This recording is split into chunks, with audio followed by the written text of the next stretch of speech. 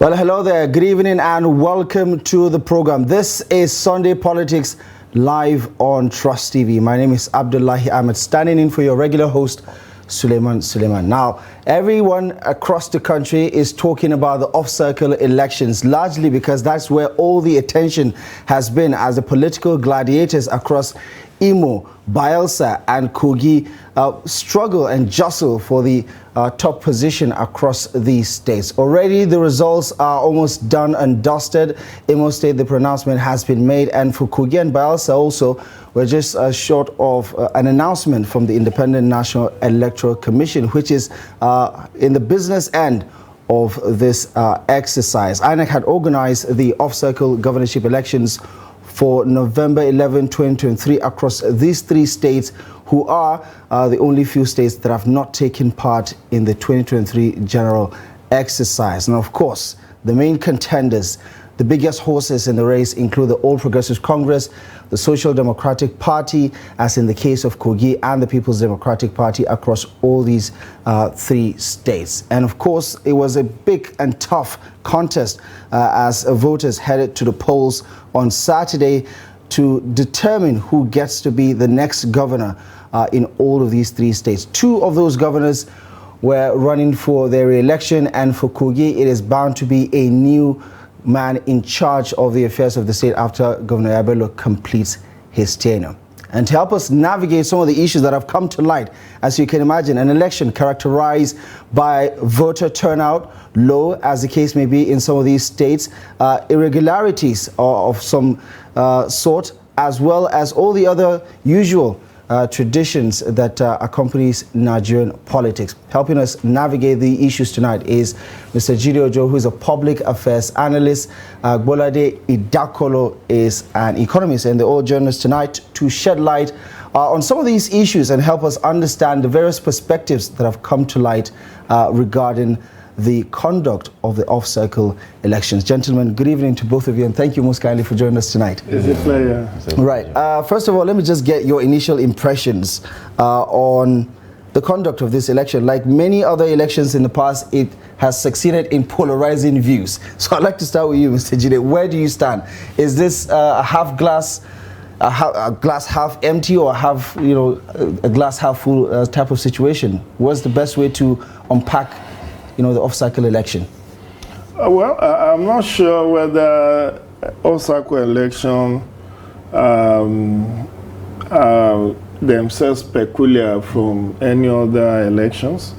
I think it's just whatever is manifesting is the human nature of whom we are as a person and our attitude to seeking power.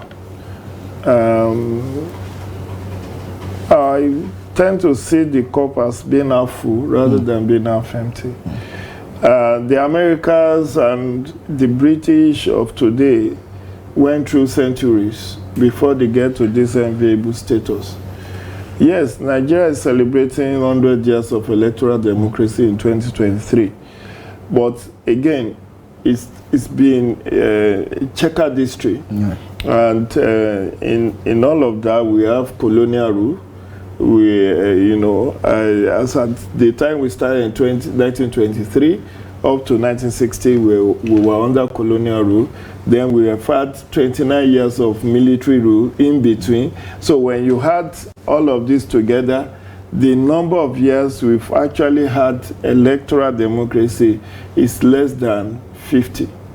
Cumulatively. So people need to bring that history to bear, that the Americans of today go and check the history of Chicago, elections in Chicago, elections in many other parts of America that used to be bloody and full of vote buying.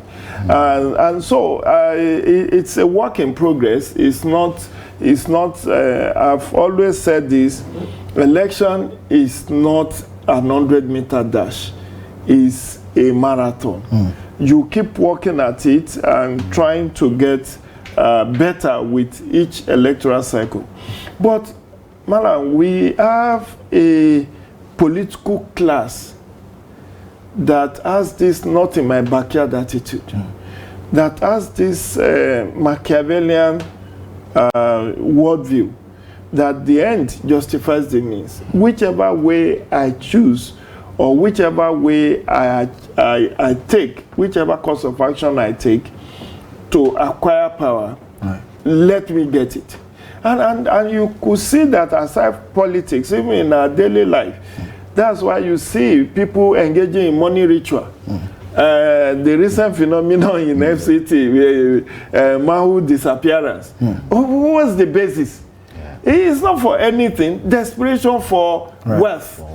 So and if you translate that into politics, desperation for power to acquire wealth. Because our politics as at 2023 is not utilitarian. It's not salutary.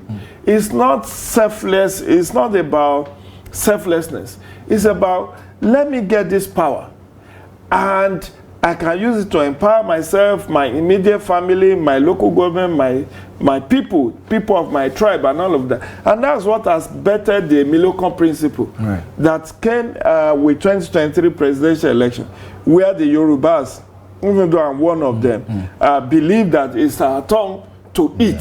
So, and it happened under Goodluck Jonathan, the Jaws, the South people. You see my resource control camp, they were strutting all about, it's our turn.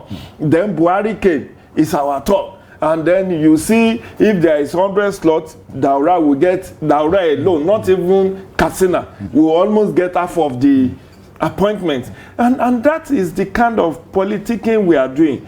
Politics for benefit of self and tribe. And that's what is militating against allowing normal course of action in an electioneering process. That people resort to all manner of self-help, all in a bid to acquire power. And in talking about the quality of this off-season election, because there's been a lot of talk about the 2023 general election, where Nigerians, you know, in the usual fashion, remain divided about whether INEC is in the wrong, about what some of the gaps that we experience. What do you make of what we have witnessed so far, from Imo State to Kogi State to Bayelsa? Does this, you know, signpost an improvement in the quality of the election? Looking at what is playing out now, INEC is expected to improve on what it started in the 2023 election in February. And for at least for now, 80 to 90% of those results from the polling units are being uploaded on the IRF. That was a far cry of what happened in February and the March elections. And also, we saw what happened, Togri, vote buying, and all whatnot in the previous elections of the year. But I believe that all circle elections are elections that should prepare INEC for a better performance. It also should prepare the security agencies for a better performance, because we are looking at just 3 states out of the 36 states of the Federation, which means that we have enough opportunity, we have enough manpower to deploy to these states to make sure that the cycle of violence we are seeing are not supposed to be at this time. I'm hearing now that in Bayelsa, I think Brass local government, one INEC official is being kidnapped or so. These are things that should not happen in an off-cycle election, because we are supposed to have enough manpower to be able to ensure security. And we also see voter apathy. You discover that out of registered voters, 20-25% of them are coming out to vote.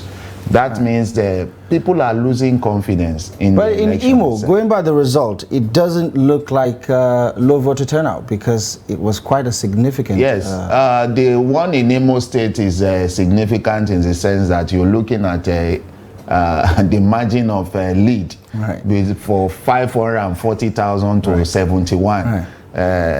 I think the incumbent governor wants to put a stamp of authority on his previous election that was sketchy, that it believed it was a Supreme Court governor. He used to be called a Supreme Court governor. So he wanted to make sure that this time around he asserts his authority. And that's why you see that margin. And so far so good. even with the result in Imo State, you still discover high level of violence and all sorts. Right. And in talking about what has characterized the off-cycle elections, the low voter turnout, the security tensions, the irregularities, where the claims and counterclaims about what went wrong. In Imo State, for instance, I think in Okigwe, the PDP and the Labour Party alleged that, election materials were hijacked and transported to a private facility where all sorts of, irregularities were perpetrated. I mean, it remains to be seen because INEC is still looking at some of those things. Give me a sense of how well INEC and the Nigerian police manage all the issues that came to the fore during this exercise. In Kogi State, we now understand that they're going to have to redo the elections in those 9 wards where INEC yesterday decided to investigate the malpractices in those areas. And Bayelsa too has its own fair share of experiences. Again, these are normal teething problems that you have in a democratic journey. Our growth seems slow, but we are steadily going to eventually overcome. We just have a political class that's incorrigible. And I put the blame not on INEC, essentially, not on INEC. Not because INEC is not a referee, but situations where INEC itself is a victim. Okay, they kidnapped INEC officials, they held them hostage in brass. INEC had to be calling on security to help them rescue their officials. What do you want them to do? I've been working in this area for over a quarter of century. And I know from experience, when we do training for INEC officials, no election is worth your blood. Right. If they want you to rig it, write an official report after. Yes. You can only report when you are alive. That's true. You understand? Is that the Nigerian way of doing it? Oh, believe you me, Malam, the truth is, unless you're on the field, right, the kind of intimidation these people are brought under is not here. And okay, you will have expected the deployment of soldiers and police and all of that to be able to checkmate issues around abduction, issues around, a molestation of voters. Do you have to be providing armored, what's it called, bulletproof. For INEC to buy bulletproof vests for all their ad hoc officials? The point is, let's blame the incorrigible political class that will stop at nothing, believing that if they don't rig, their competitors will rig. So they engage in competitive rigging. And let me tell you the truth. Even if they go, Gorimagongo, Davi, Ajakuta, Okene, Okei, where issue of pre-filled form were reported and INEC had to suspend election and collation. INEC just wanted to fulfill all righteousness. It won't change the result that's already... Why do you say that? It's the margin of lead now. Right. Let me tell you something. This is my constituency. Now, if you follow what's happening in Bayelsa, for instance, in Nimbe, they said they have 99,000 registered voters. But the number of people who collected PVC was less than half of that. The total turnout is 27,000. You understand? So, Timi Presiva scored 22,000. PDP scored 4,500. Now, when INEC says, we are going to conduct supplementary election, if you look at the margin of lead in Kogi, the APC candidate has swept the polls in Kogi West and Kogi Central. And in Kogi East, was coming steady second.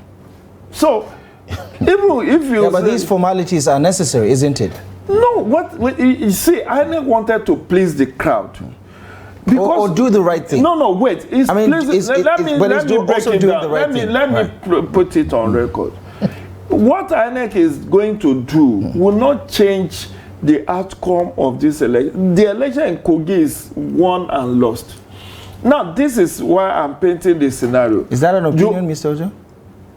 It's not my opinion, it's the fact available. Yeah, but nothing has been confirmed yet. I'm saying, no, wait now. As at the time I check, I don't know for now. As at that time, out of 21 local governments, they've announced 18. They actually just have one outstanding now. They've announced 18. As at that time, out of 18, APC candidate won in 11. PDP, SDP won in 6. ADC won in 1. You see where the pendulum is going. So what I'm saying, and I need to put this in context. See, in Ogori Magongo, what is the total number of registered voters? Then what is the number of those who collected their PVCs? Now, yes, pre-filled is condemnable. It shouldn't have happened. But that is politicians resorting to self-help. What I'm saying is that don't forget where the issue of pre-filled form was alleged is Kogi Central, which is the home base of the APC candidate and the outgoing governor. Yeah. So even if you repeat the election 200 times, the home advantage will still be there for him. But INEC wants to please the crowd in ensuring that the people are not unnecessarily disenfranchised. Not that it's going to change the outcome or the general outcome of the election. Okay, I still believe they're just doing the right thing and not necessarily pleasing the crowd. But yeah, but we can see it quite differently. Give me a sense of everything else that has dented the image of INEC regarding the conduct of this particular election, going by the positions, the submissions of the opposition parties in Bayelsa, in Imo, and in Kogi. Looking at what they have had to, I mean, some of them were calling for the cancellation, entire cancellation of the polls. Do you think there's some sort of credibility in some of the claims? And also, does that speak largely to the gaps within the electoral process itself? Truly, according to what Mr. Ojo said, the officials of INEC cannot kill themselves for the elections. And what I've discovered over time in Nigeria is that you can only rig when you are popular. Most of those strongholds, like the Kogi Central we are talking about, which is the home of the outgoing governor and the candidate of the APC, truly, there is nothing those INEC officials could do. Even if the election is done 2 or 3 times, it will still come out with similar results. And looking at the conduct of INEC, to a large extent, INEC has tried its best to make sure that they are an unbiased umpire in this election. But looking at the fact that everybody wants to win, anyone that has lost election in Nigeria wants it cancelled. It's just like a case of if I cannot win, nobody wins. Yes. So that is a fact that is on ground. There are some of them that have genuine complaints that should be looked into. But everyone that sees that the election is not going their way will always call for cancellations.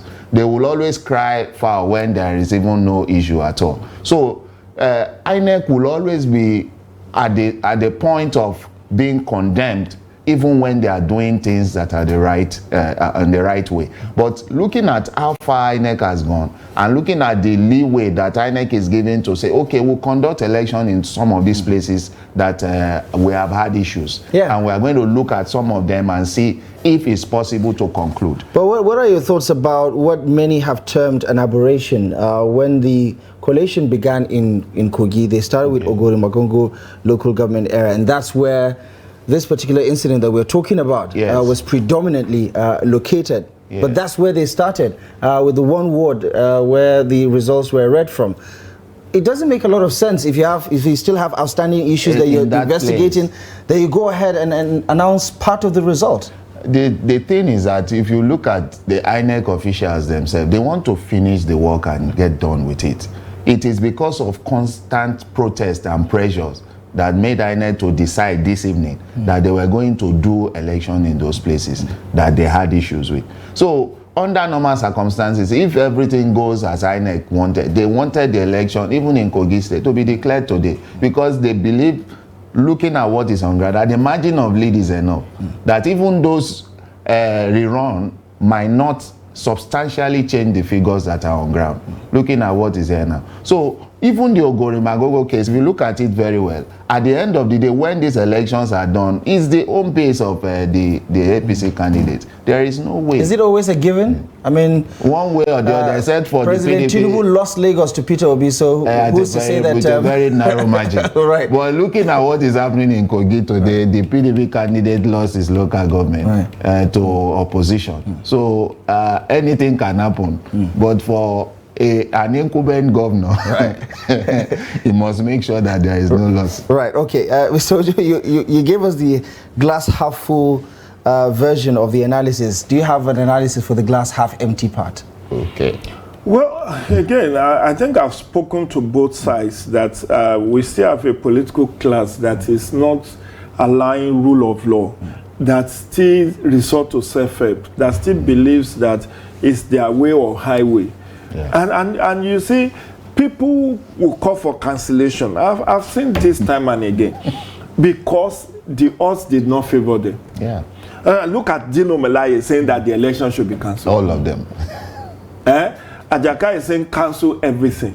If they were the one that is in the lead, would they be calling for cancellation? See, but is there any truth to what they're saying about the irregularities? I'm not saying there are no truths. Right. We saw the evidence. Pre-filled result is against the rule of the game. Bypassing beavers. Bypassing beavers is against the rule of it. But how widespread are these things? See, I said I've been working in this sector for 25 years. All the electoral acts from the 2001, 2002, 2006, 2010, and 2022 electoral act, there is something that is constant to all of them. Election will not be invalidated unless there is substantial non-compliance. Yes. What does that mean? The election is presumed that being a human endeavor, there will be infractions, there will be flaws, but that it should not be substantial. If it is substantial, that's when you say cancellation. Yeah, so what in this case is an acceptable margin of error? No, this is the way it works. It's not like 5%, 10%. No, it's about what can you prove? It's about proof. Allegations are rife, but where are the proofs? Yeah. You know, it happened during the presidential election adjudication. Our opposition party said, oh, the elections were rigged in 25 states. Okay, fine. Can we have the proof? You said, no, you have brought a professor of mathematics or statistics, and they have done the statistical analysis. No, the court will not listen to statistical analysis. It's proof. The body of proof is on who alleges, because it's a criminal allegation. Now, and not just proof, you have to prove beyond reasonable doubt. Now, this is how it works in electoral jurisprudence, in electoral dispute resolution. You start from each of the polling units. So in Ogori, maybe there are 3,000 polling units. Now, your agent told you in 200 of that 3,000 polling units, there are issues.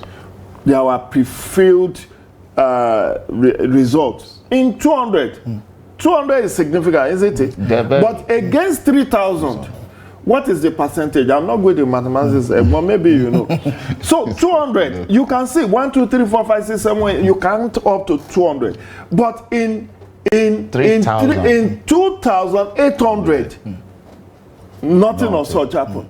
So if you have to be the judge, Malam, will you cancel the election because there are issues because of 200? This 200 is uploaded on social media. I agree. And you can verify, you can authenticate it, and you can take it to the tribunal. Yeah. See, in 2003, election, the return of Obasanjo, did you know that the entire result of Ogun State was cancelled by the Supreme Court for overvoting? Right.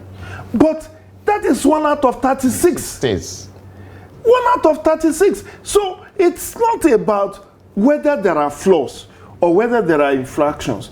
The point is, are they widespread? In fact, let me bring this to this discussion. Yaga Africa issued a press statement this afternoon, and they said in Imo, in about 40 polling units, election they don't hold, but results were uploaded on IREF. Right. That is an infraction. That should not have happened. Because INEC came out and said in Imo, 38 polling units does not have registered voters, right, and there will be no election. And in 2 polling units in Bayelsa. But aside from those 38, Yaga Africa said it sampled survey,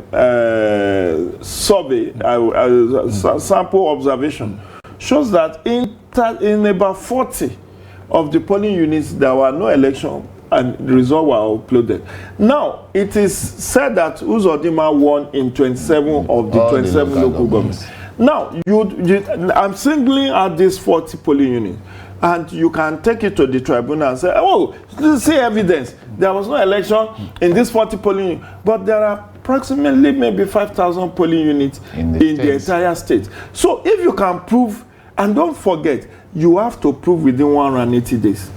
Yeah, but isn't that where the problem is? That, you know, you have civil society organizations that are trying to add value to the process by keeping an eye on it, that they don't have the capacity to have a big enough sample size that could perhaps, you know, give a clear picture of everything. But that also is not a confirmation that all the other polling units did not experience any form of irregularity. And there is no certainty that they experience. Right. It's a probability thing. You understand? But when it comes to elections, we need to be certain that there are no irregularities. Let me give you this anecdote. We all went to school. We possibly went to Polytechnic University, or even primary, secondary school. When you are said to have been an excellent student and you score 75 marks and they award you excellent, that means you still lost 25 marks. It wasn't excellent. Is not that you didn't miss anything of the scores. You missed 25. They said you score excellent, and you are happy. Yes, I got A. Now you missed 40 marks. 40. You score 60. They say you score B. Yeah, but you miss 50. That is grading. This is election. It's the same way you grade. Lives are involved. The idea that democracy. Democracy is about the will of the people. Before we input emotions into this thing. But it's about the principle of democracy. It's about every vote counting. Wait now. Wait. In 2000, election held in U.S. keenly contested between Al Gore and George Bush. It came down to wire, Florida. Yeah. And the court rules that the Republicans have Florida, and that tilted victory in favor of George Bush. Till tomorrow, the Democrats believe that election was stolen. In 2016, Hillary Clinton was coasting home to victory until the email scandal that was dug up by the FBI and all of that changed public opinion against her in favor of Donald Trump. And she still won the popular vote. So let's just by 3 million. Yeah. By 3 million. Meanwhile, the electoral college that Donald Trump condemned and said should be scrapped is what aided him to victory in 2016. And even then, there was this belief that Russia aided Donald Trump's victory. This is a country that got independence in 1776. This is a country that have over 250 years of electoral democracy. Look at the last election, 2020, between Joe Biden and Donald Trump. Up to tomorrow, there are still Republicans who believe that Joe Biden was written against Donald Trump. Yeah, so if all of this happens in a so-called highly technologically driven electoral system, that even when the people go to court, the Supreme Court of US gives a verdict, the people still held on to believe that we were rigged out. How will you expect that in Nigeria you have a flawless electoral process where the contestants and their party chieftains does not even want anything of sort? Okay, I think there's a lot more to unpack looking at the developments in our electoral system, which continues to leave much to be desired if you ask a lot of Nigerians, right? There's so many opportunities for us to improve upon, despite the modernization, despite all of the checks and balances that have been put in place by the Electoral Act and so on and so forth. But we're going to take a quick break. When we do come back, these gentlemen will still be here to offer us analysis and, of course, perspectives on some of these developments. So join us after the break for more on Sunday Politics. Hello and welcome to Creative Lounge on Trust TV. My name is Ahmed Mohammed Bello and I'm going to be taking you through my journey as an artist.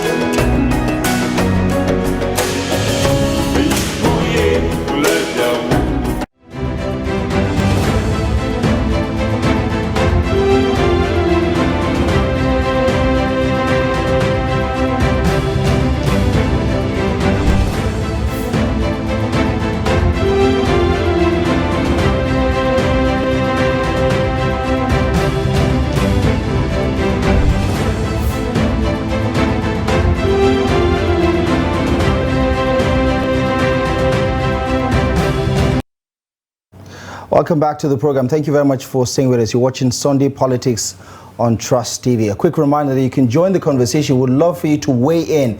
Give us your take, your thoughts, your views on the elections, off-circle elections across Imo, Kogi, and Bayelsa, especially if you're one of those voters that voted in the elections. We'd love to hear more about your experiences. Plus, if you could just weigh in on some of these developing issues across all of these three states. Imo State has already been confirmed. Governor Hope Uzodinma has secured re-election. 540,000, one of the biggest landslide victories we've seen in Imo State history, if not the biggest landslide victories for Governor Hope Uzodinma. In Kogi, the APC is in a comfortable lead.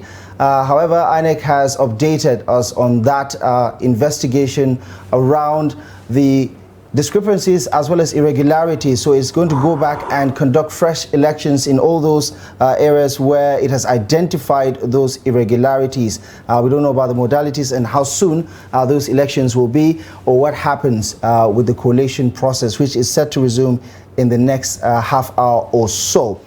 But also in Bayelsa State, just like the other states, so many issues to unpack. Give us a call. We'd love to get your take on this issue. I have with me in the studio Jide Ojo, public affairs analyst, and Bolade Idakolo, who've been helping me unpack and navigate some of these talking points. So, gentlemen, just before the break, we're trying to compare apples and oranges, because every time America versus Nigeria comes up, many people say that's not a fair analysis, because they've had the opportunity of making so many mistakes so that they can perfect their system. Do you think that INEC is bearing the brunt of this in an unjustified manner? I mean, we just had to deal with them getting 18 billion in funding over the past couple of weeks, and for most Nigerians, we're not getting good value for our money when it comes to the elections. The truth is that looking at Nigeria, even if, for example, Nigerian police wears the uniform of gold.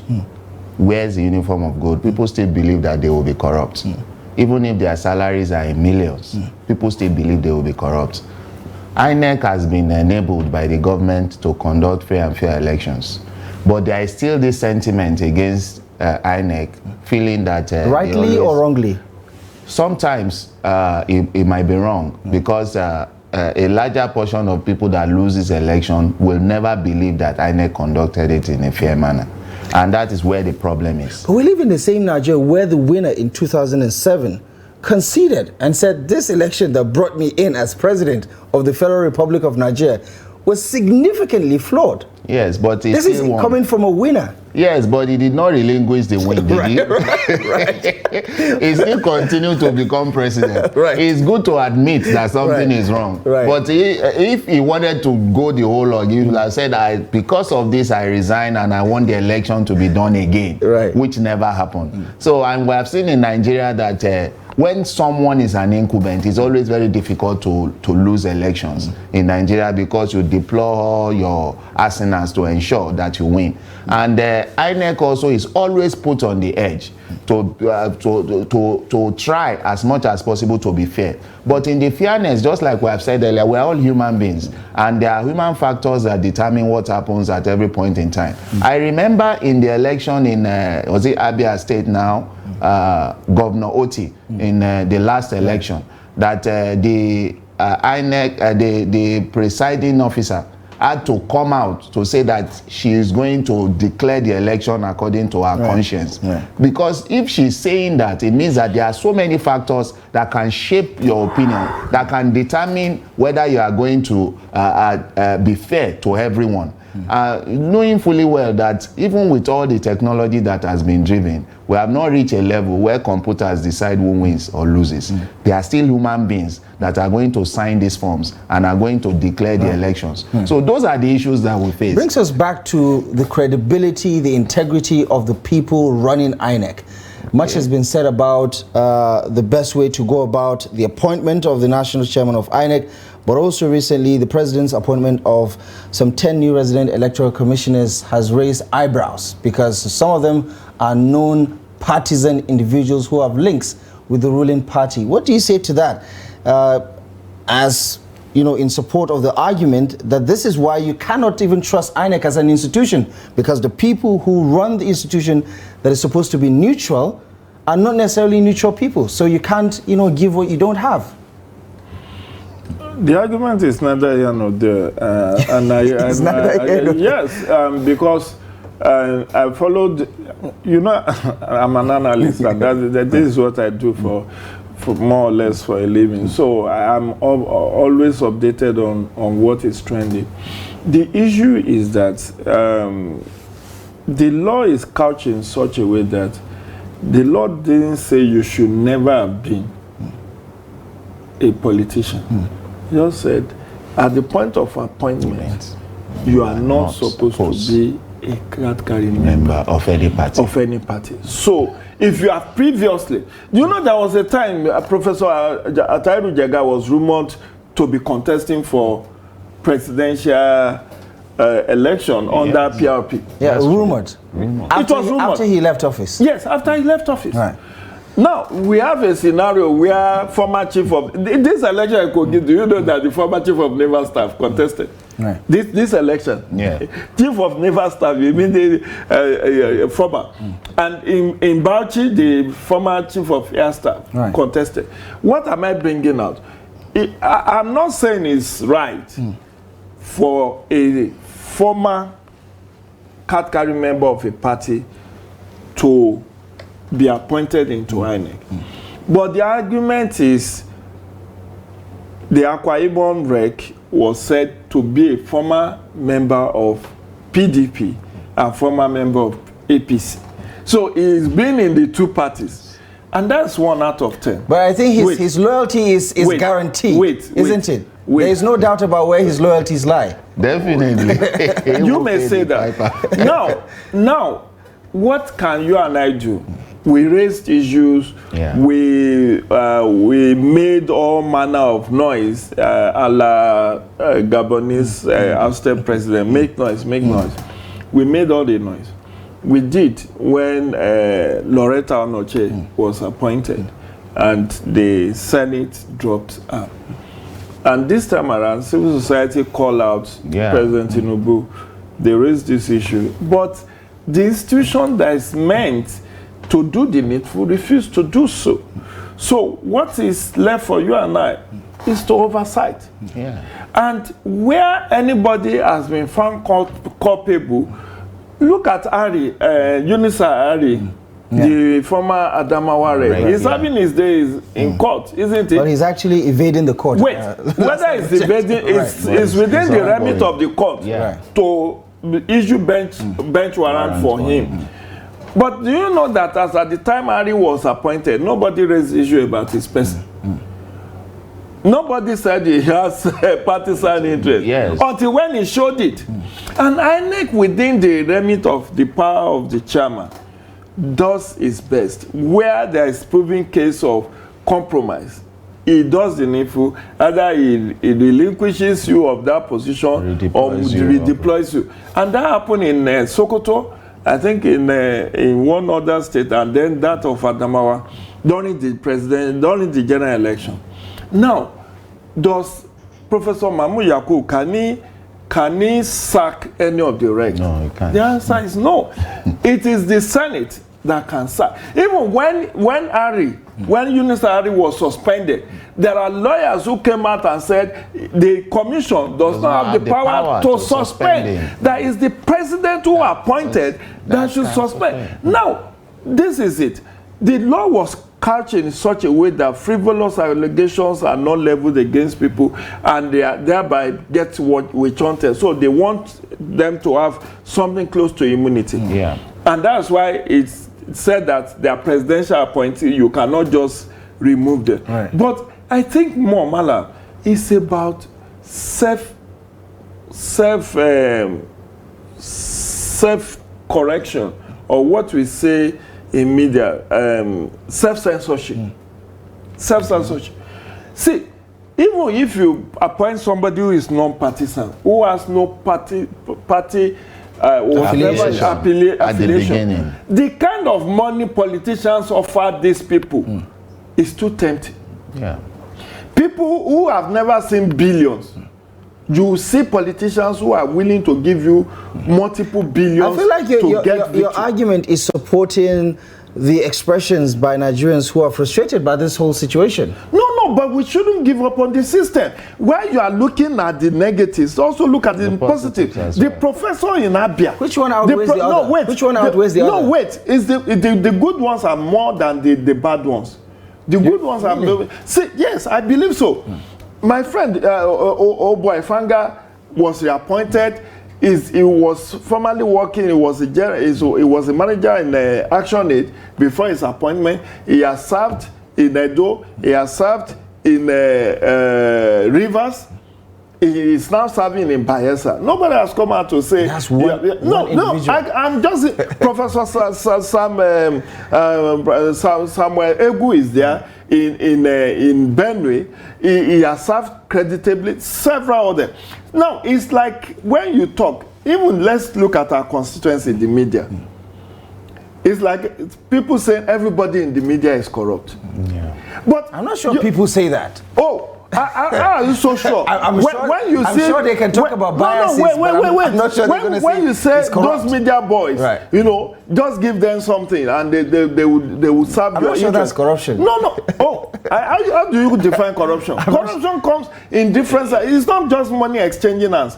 But let's be very careful how we demonize our institutions. That is my own point. I'm not saying that there are no bad eggs in INEC. Right. Even among the so-called ad hoc staff, you know, many of them are youth corps members. Yeah. Some of them, they applied to be INEC ad hoc staff because they want to make money for December.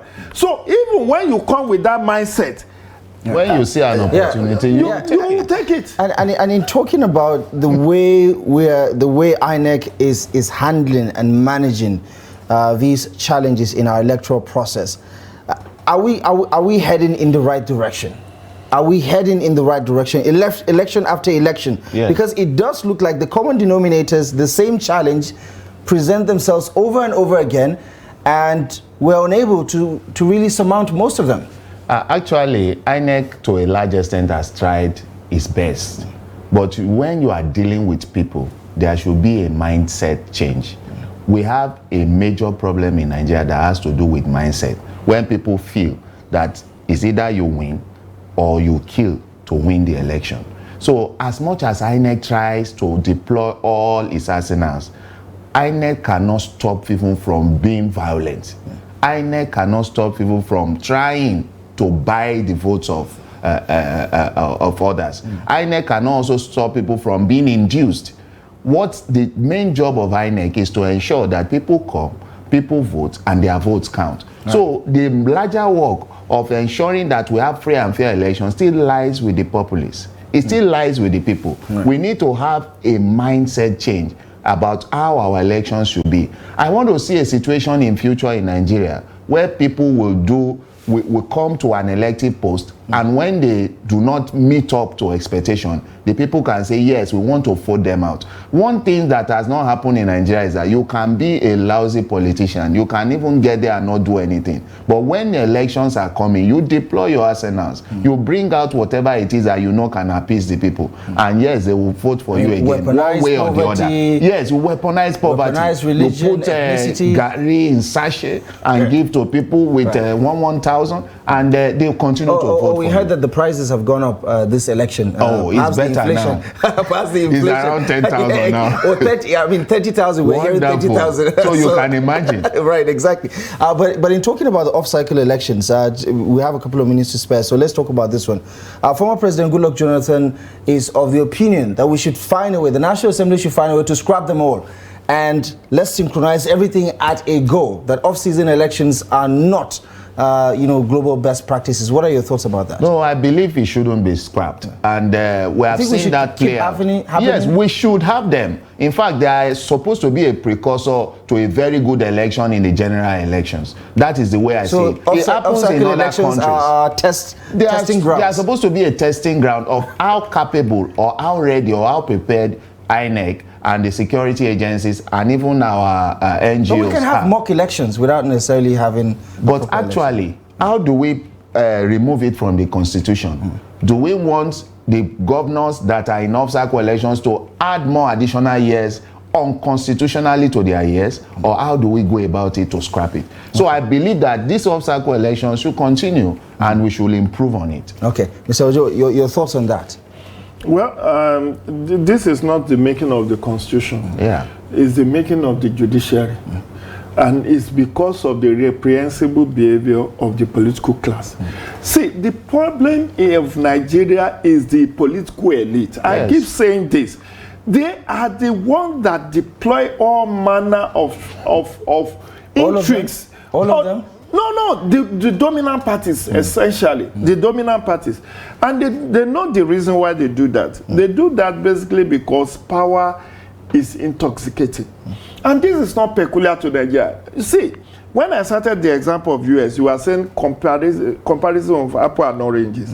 Let me bring more examples. The Kenya election that was held in 2017, in 2005, they've had series of violent elections where hundreds of people were killed, just like the case in Nigeria in 2011.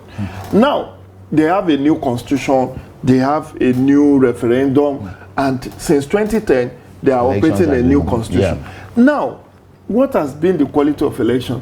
In 2017, the election of Uhuru Kenyatta was, for the first time, was nullified. In Kenya, it has never happened because the whole electoral dispute resolution process takes 2 weeks. So you can't prove anything. But they were able to prove that some of the uploaded results and the ones manually collated vary about 100,000. So the Supreme Court, Chief Judge of Kenya, alongside 2 others, majority, it was a split decision. They nullified the election of Uhuru Kenyatta and the other they rerun. Now, when they wanted to have a rerun, Raila Odinga, who went to court to challenge that victory, said, okay, if you want me to participate in the rerun, you have to dissolve the commission, the IEBC. They dissolved the commission and gave 2 other conditions. And those ones say, the court did not give us this condition. It's either you participate or you don't participate. Now, when eventually Raila Odinga pulled out of that election, boycott the election, Uhuru Kenyatta now won with over 80% of the vote. Now, what has been achieved? Now, this is what I'm telling you. In Brazil, this last year, the Brazilian election, presidential election that brought Lula da Silva back to power for the second and final time against Bolsonaro. That election went into rerun, and Bolsonaro eventually Lula da Silva won. And the supporters of Bolsonaro said they will not allow inauguration of Lula da Silva. And they march in January this year. They march on the parliament, they march on the Supreme Court of Brazil and said they will not allow. Eventually, the military had to be brought in to restore all law and order. Now, these are countries with high level of sophistication. They use electronic voting machine. They use technology. But the elections are still unfortunately, Kenya and Brazil might not necessarily be, shining examples, but I do, take the point that, with all the improvements they've made in the electoral process, there are still some very considerable flaws. Gentlemen, I wish we could go further, but unfortunately, that's all the time we have on Sunday Politics today. So thank you most kindly for the analysis and for the points of view. Really appreciate you very much for stopping by this evening. Thank you very much. And of course, most importantly, thank you for joining us on the program. We'll be back next week, same time, live on Trust TV. My name is Abdullahi Ahmed. Thank you for watching, and good night.